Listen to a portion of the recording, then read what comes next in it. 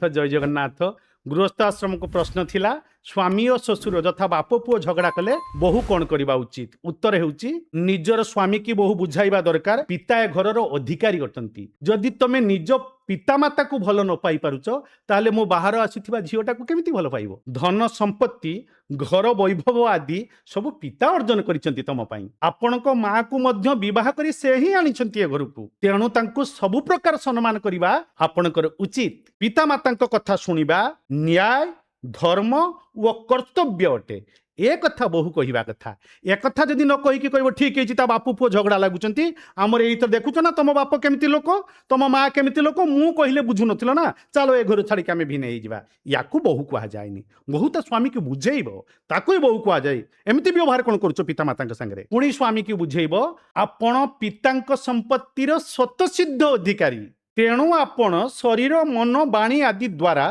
तांको मान सम्मान तांको प्रति धर्म सबू आपणकर करवा उचित ताहले बहु कुआजिब सिना क्रोधवशत जदि पिता किछि भी कटु वचन पुत्र को कहि दउचंती बहु कहिबा उचित से आपणक हित निमते ही कहिचंती आपण ताकू हित मणिबा दरकार तांको मनरे जमा दुख देबे नाही मु पर घररु झियो हेई आसीछि एठी तम घर बहु हबाकू मु भी जदि किछि अनुचित कथा तांको विरोध रे आपणकू कहे ताहले भी आपण मो कथा न सुनी पितांक आदेश को शिरोधार्य करबा उचित देले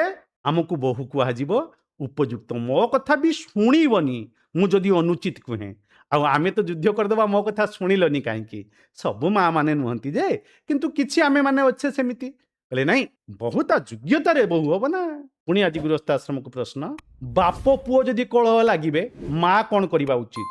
जय जगन्नाथ।